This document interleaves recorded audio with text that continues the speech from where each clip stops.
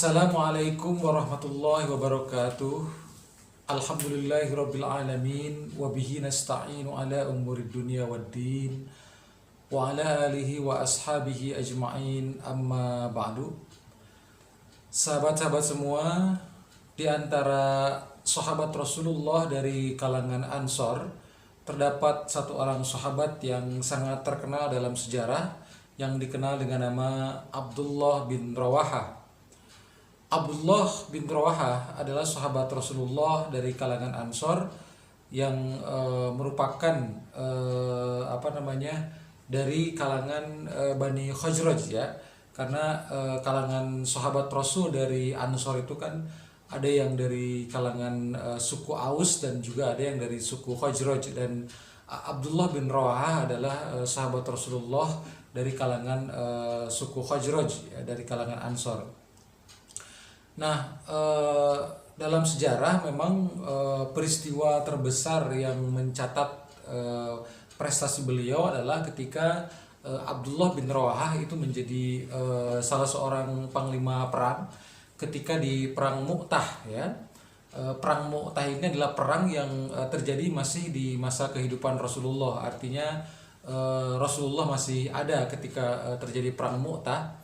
Yang saat itu adalah satu-satunya perang yang diperintahkan oleh Rasulullah, dan kemudian perang itu lain dari biasanya karena perang itu Rasulullah mengangkat dalam perang itu 3 orang panglima sekaligus. Yang pertama yaitu Zaid bin Harisah, yang kedua yaitu Ja'far bin Abu Thalib ya, yang ketiga adalah Abdullah bin Rawahah. Rasulullah berpesan bahwa jika Zaid bin Harisah gugur sebagai syahid, maka tampuk panglima beralih kepada Ja'far bin Abi Thalib. Kemudian ketika Ja'far bin Abi Thalib gugur juga sebagai syahid, maka kemudian tampuk panglima beralih kepada Abdullah bin Rawahah. Jika kita telusuri sejarahnya, Abdullah bin Rawahah ini pertama kali masuk Islam itu di generasi awal ya, masuk Islamnya kalangan Ansor, karena beliau itu termasuk orang yang ikut dalam peristiwa Bai'at Aqobah yang pertama. Jadi sebagaimana yang kita ketahui bahwa Bai'at Aqobah itu adalah satu pintu gerbang yang memulai sejarah masuk Islamnya kalangan Muslim dari Madinah. Jadi kalangan Ansor ya itu mulai berbaiat kepada Rasulullah itu di Baiat Aqobah. Dan Baiat Aqobah itu terjadi 2 kali sehingga dikenal dalam sejarah ada namanya Baiat Aqobah pertama dan Baiat Aqobah kedua. Baiat Aqobah pertama itu diikuti oleh sekitar 12 orang utusan dari kaum Ansor di Yasrib ya, di Madinah. Dan Baiat Aqobah yang kedua itu sekitar 72 orang, dan Abdullah bin Rawahah itu ikut terlibat dalam keduanya. Baiat Aqobah yang pertama beliau ikut di situ, itu adalah pertemuan utusan kalangan warga dari Madinah yang akan masuk Islam dan berbaiat kepada Rasulullah, dan itu tentu saja sembunyi-sembunyi ya, artinya sembunyi dari kalangan kafir Quraisy, karena memang tentu saja agar demi keamanan baiat mereka supaya tidak diketahui oleh kalangan kafir Quraisy, baiat kalangan Madinah kepada Rasulullah Shallallahu Alaihi Wasallam. Abdullah bin Rawahah dikenal juga sebagai seorang ahli syair, jadi sangat terkenal dengan kemampuan sastranya ya.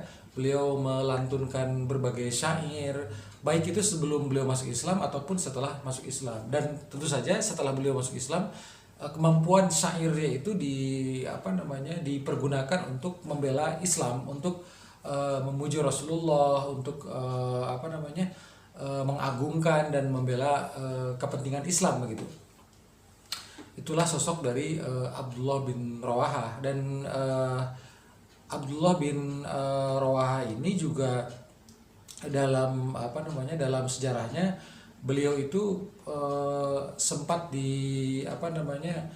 terlibat dalam beberapa jihad ya, ketika perang Badar beliau ikut, ketika perang Uhud beliau juga ikut, ketika perang Khandaq juga beliau terlibat, bahkan ketika peristiwa perjanjian Hudaybiyah juga beliau ada di situ, ketika Umratul Qadha juga beliau ada ya, dan ketika perang Khaybar juga beliau terlibat. Jadi banyak terlibat beliau bersama Rasulullah ya. Dan tentu saja yang prestasi gemilangnya itu adalah di perang Mu'tah, sampai beliau syahid di perang Mu'tah. Nah, Abdullah bin Rawaha itu ketika Rasulullah hijrah dari Makkah ke Madinah adalah termasuk orang yang pertama kali menyambut kedatangan Rasulullah ya, bersama kalangan Ansor lainnya. Jadi ketika Rasulullah datang bersama Abu Bakar dari Makkah ke Madinah ke Yathrib itu termasuk di antara orang yang menyambutnya pertama adalah Abdullah bin Rawaha begitu. Dan kemudian Abdullah bin Rawaha juga memainkan peranan yang penting ketika beliau itu adalah orang yang memantau gerakan dari Abdullah bin Ubay. Abdullah bin Ubay bin Salul itu adalah pimpinan kelompok munafik ya yang ada di Madinah ya. Namanya sangat dikenal sebagai pimpinan kelompok orang-orang munafik, Abdullah bin Ubay bin Salul. Dan ini sangat berbahaya sebetulnya karena memang gerakannya itu bisa menghancurkan Islam dari dalam. Sebagaimana ketika ketika perang Uhud misalnya, itu Abdullah bin Ubay bin Salul itu berhasil memprovokasi sebagian pasukan kaum muslimin sehingga ada ratusan orang yang kembali lagi ke kota Madinah tidak mau ikut berperang di perang Uhud begitu. Itu adalah hasil provokasi dari Abdullah bin Ubay bin Salul ya. Dan Abdullah bin Rawaha adalah sahabat Rasulullah yang berhasil memantau gerakan dari Abdullah bin Ubay bin Salul, sehingga gerakan-gerakan Abdullah bin Ubay bin Salul ini juga dalam rangka meruntuhkan Islam, dalam rangka meruntuhkan kaum muslimin itu bisa dipatahkan strateginya karena telah dipantau oleh Abdullah bin Rawaha ini. Nah, Abdullah bin Rawaha ini juga ketika setelah peristiwa perang Khaybar beliau mendapatkan tugas dari Rasulullah untuk datang ke kalangan Yahudi Khaybar untuk mengecek tentang buah-buahan yang dimiliki oleh Yahudi Khaybar yang saat itu sudah takluk di bawah kaum muslimin. Karena setelah Khaybar itu ditaklukkan ada sebagian kesepakatan yang terjadi, yaitu tanaman pepohonan buah-buahan di Khaybar itu tetap dikelola oleh kalangan Yahudi Khaybar karena memang itu jaraknya cukup jauh dari kota Madinah. Namun mereka harus menyetorkan hasilnya ya, sebagian hasilnya itu disetorkan kepada kaum muslimin di Madinah. Dan untuk menentukan berapa besarnya jizyah ya, jizyah itu ditarik dari kalangan non muslim untuk kepentingan Islam begitu, kepentingan kaum muslimin, jizyah ya, yang berada di bawah kekuasaan kaum muslimin, itu ditentukan berapa besarnya jizyah yang harus disetorkan. Dan itu Rasulullah mengutus Abdullah bin Rawaha ke kalangan Yahudi Khaybar ini. Dan dalam peristiwa ini pernah terjadi satu peristiwa ketika Yahudi Khaybar itu berusaha untuk menyuap Abdullah bin Rawaha untuk disogok dengan perhiasan yang dikumpulkan oleh kalangan Yahudi di Khaybar ini. Jadi mereka berusaha mengumpulkan perhiasan dan diberikan kepada Abdullah bin Rawaha. Tujuannya adalah untuk menyuap Abdullah bin Rawaha, untuk menyogok beliau. Tentu saja tujuannya adalah untuk meringankan setoran dari jizyah yang harus disetorkan oleh Yahudi Khaybar kepada kaum muslimin ya. Namun tentu saja seorang Abdullah bin Rawaha itu adalah orang yang keimanannya luar biasa dan beliau tidak mempan untuk disogok dan disuap, sehingga penyuapan itu ditolak mentah-mentah oleh seorang Abdullah bin Rawaha begitu. Jadi beliau ini memang memiliki peran yang sangat luar biasa ya. Dan beliau juga merupakan paman dari salah seorang sahabat Ansor lainnya yang sangat terkenal, yaitu Nu'man ya. Nu'man bin Bishr ya. Nu'man bin Bishr itu adalah beliau adalah paman dari Nu'man ya. Paman dari Nu'man dari garis ibunya ya, dari kalangan Ansor juga. Nah, Abdullah bin Rawaha kemudian nanti dalam apa namanya ketika dalam perjalanannya beliau itu sempat sempat juga apa namanya bersedih ketika turunnya Al-Qur'an dalam surat Asy-Syu'ara ya, Asy-Syu'ara ayat 224, di mana dalam ayat itu Allah menyatakan bahwa para penyair itu diikuti oleh orang-orang yang sesat begitu.